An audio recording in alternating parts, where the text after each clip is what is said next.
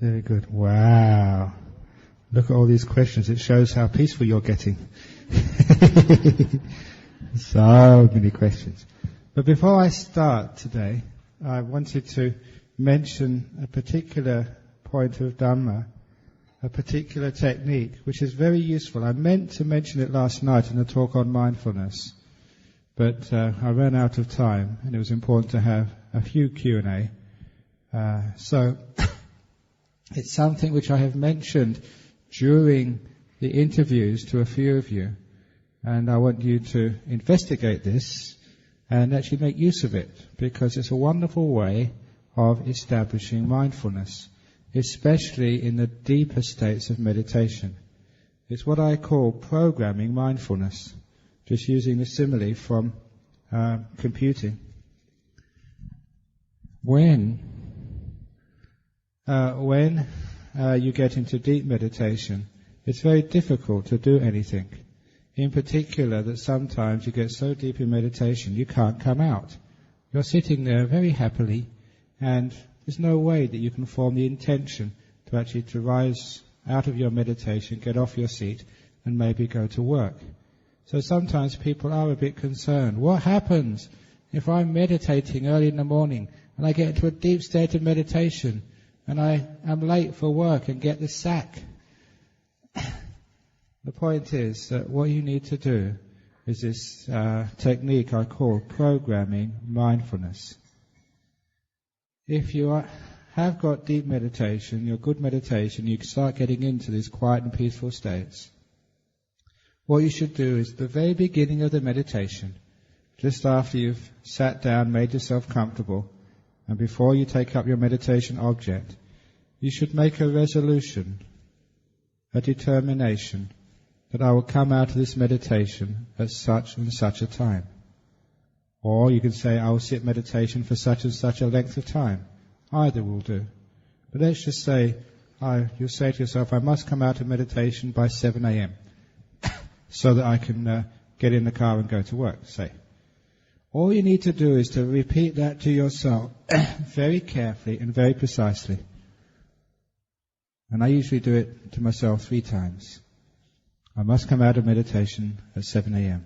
I must come out of meditation at 7 a.m. I must come out of meditation at 7 a.m. You say it precisely and you listen. What happens then? You forget about it. You leave it alone and then you go off and do your normal meditation. When it gets to 7 a.m., the thought will come up, it's time to come out of my meditation. And you will come out of your meditation. The program has been put in to your mind. The mind remembers it. It's got its own clock, and you'll come out at that time with 1 or 2 minutes either side. It's remarkable just how well that works. If you don't believe me, this evening, and I'll remind you about this later on this evening, because I won't forget this, because now I'm going to say to myself, Ajahn Brahm, this evening after the Dhamma talk, I must remind the students about programming the mind to wake up in the morning. I must remind the students to program their mind for waking up in the morning. I must tell my students to program the mind about waking up in the morning. I put that program in my brain now. This evening after the talk, that thought will come up. And I will remind you to program your mind to get up. What I mean there is when you go to bed tonight, when you're sort of laying down, you're reasonably comfortable, then you make a resolution. Say you get up at 5 o'clock, usually. You can make a resolution. I will get up at 5 minutes to 5. I will wake up at 5 minutes to 5. I will wake up at 5 minutes to 5. You make that resolution to yourself as clearly as possible. And you forget about it and drift off into sleep. You will be amazed. You wake up in the morning, you don't need an alarm clock, you don't need a bell. You wake up in the morning 1 or 2 minutes either side of 5 minutes to 5. It's incredible just how well that works. I learned that technique on my first meditation retreat, and I was amazed how accurate it was. And so, having learned that, if I have an appointment, I don't need to put it down on a Palm Pilot. I put it down on my Mind Pilot. I just say to myself, I must remember to give so-and-so a call at 3 p.m. tomorrow afternoon. I must remember to call so-and-so at 3 p.m. I must remember to call so-and-so at 3 p.m. And I just go about my tasks, and then I might be sort of talking to people, asking their problems, and at 3 p.m. the thought comes up, oh, you must remember to call so-and-so. It works every time. So it means I don't have to worry about things, tying strings around my finger, or asking other people to remind me. I know how to program my mind. And that's also useful if you have any problems in your meditation. For example, if you get to a certain point, you start getting peaceful, and then you start thinking too much. All you need to do, once you can identify that problem, you tell yourself, when I get to that stage, I will not go off thinking. When I get to that stage, I will not go off thinking. When I get to that stage, I will not go off thinking. So all you do, you tell yourself that. Now what happens? You're meditating along. When you get to that stage, that instruction will come up into your mind automatically. It will tell you, stop thinking. And that's actually how you can train yourself. It's amazing how it works. In life, if you've got someone who always makes you upset, for example, your husband or your wife, and you always tend to sort of say the wrong things, you program yourself, next time I get upset at my husband, I will say something kind. Next time I get upset at my husband, I'll say something kind. Next time I get upset at my husband, I'll say something kind. You program that. And then you go around your daily tasks, you don't know when, but then your husband comes home late, or he sort of does something wrong, and you're about to get upset, and that thought comes up. You're mindful of that thought now. Say something nice. And you have a very good chance of changing your habits. You're about to say something awful, but the thought comes up, say something nice, and you do. That's the way you can change your habits. And it's very powerful and effective. It's called programming mindfulness. Experiment with it. The most important thing, though, you have to give clear instructions. If it's at all ambiguous, then it won't work. It has to be very, very clear, and you have to really listen. So play with that. Give it a try, especially tonight. Especially tonight when you go to bed, remind yourself, I must. Also, I will get up at such and such a time. I will get up at such and such a time. I will get up at such and such a time. You find it works. Programming mindfulness. Okay, now, the questions today. Number 1, how would meditation and mindfulness help in the death process at the point of death? If I'm not an advanced meditator, how do I use meditation techniques and mindfulness at the point of death? This is one way you can do. You can program your mindfulness. You say to yourself, when I am dying, I will think of the Buddha. When I'm dying, I will think of the Buddha. When I'm dying, I will think of the Buddha. You try that. If you keep conditioning yourself like that, when you die, you will think of the Buddha. People in the advertising industry use this all the time. They bombard you with these messages, and you think it doesn't go in. You forget about them, but it goes in. That's why when you go into the supermarket, you buy that particular brand of noodles which you saw in the advertising. You buy that particular brand of clothes which you saw on the TV. It works. So now you're going to advertise to yourself. Conditioning yourself, brainwashing yourself, programming your mind, whatever you call it, you can do it. It's very easy to do. Especially the more strong you are in your meditation, the more powerful your mindfulness, the more effective it is. So that will work for you even better than ordinary people, because you've trained your mind. What a wonderful thing it is to do, to get a little bit more control of your mind by programming mindfulness. So, you can do that. You can program your mindfulness. For the time of death, this is what I'll do. You'll be surprised. When that moment happens, the automatic conditioning comes up, and off you go. The best one is, as I said about that disciple. To program your mind, at the point of death, I'm going to say to myself, let go, let go, let go. At the point of my death, I'm going to say, let go, let go, let go.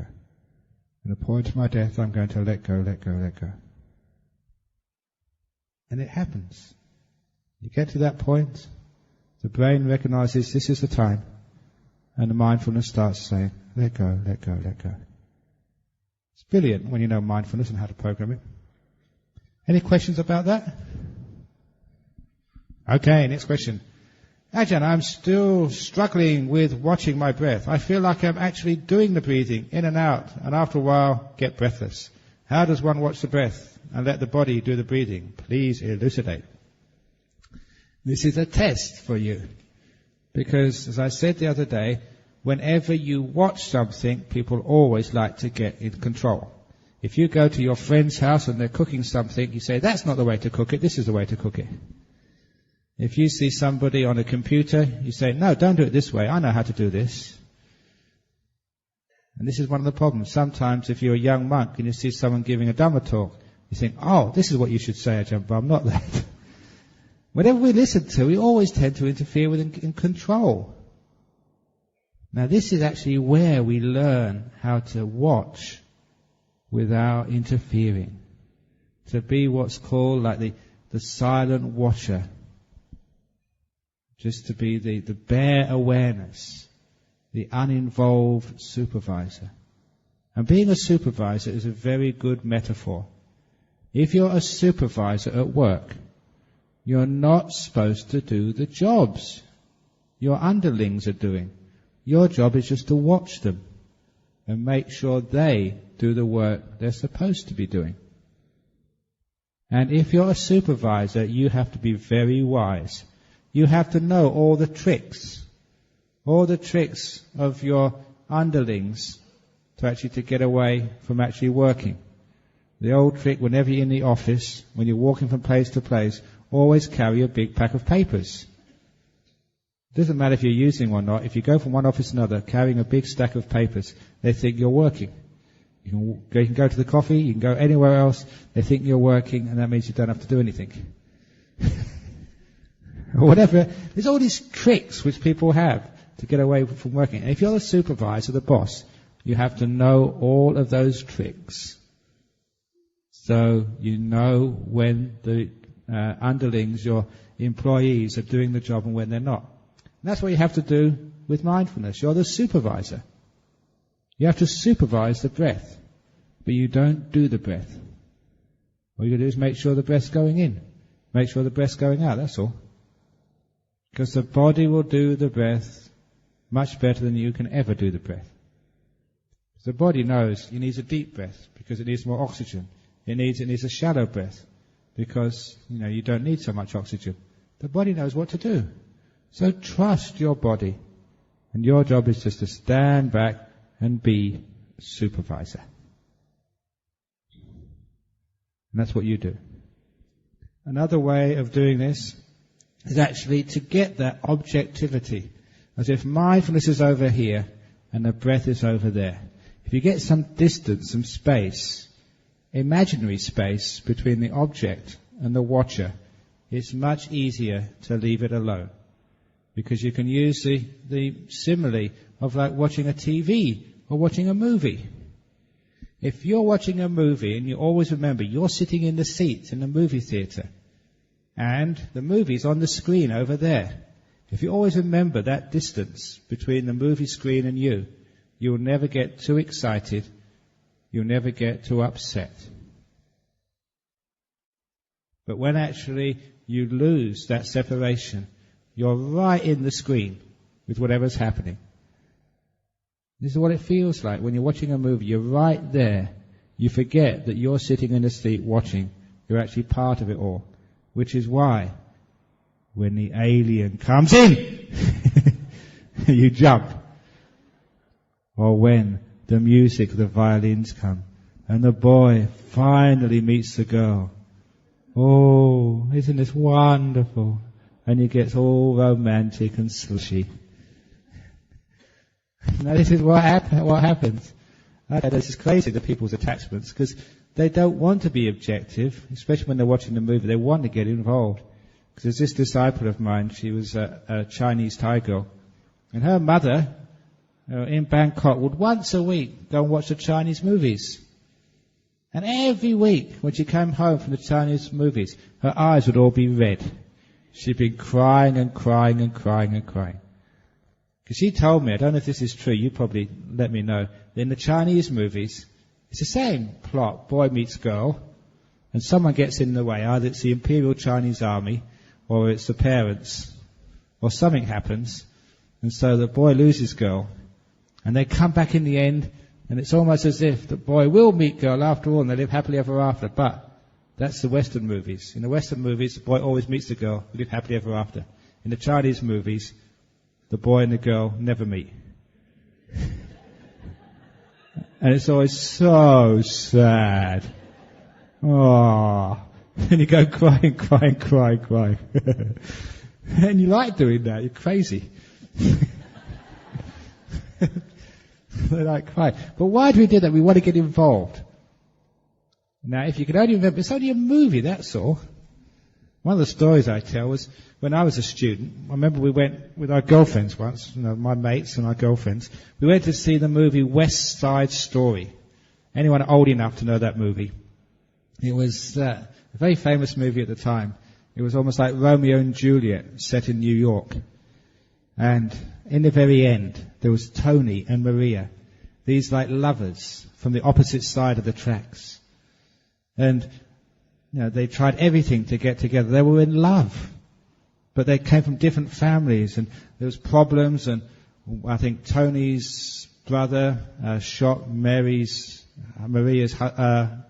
brother or something. There was all sorts of problems. And in the very end, so they were just running to. Someone was trying to kill Tony, and Maria was running to tell him to save him. And it was under one of these street lights in the Bronx in New York. Tony was waiting for Maria. And Maria shouted, "Be careful!" And at that point, the bullet ripped through the night and hit Tony. And Maria came running to him and took him in his arms as he was dying. And they started singing, "There's a place for us somewhere, sometime, a place for us."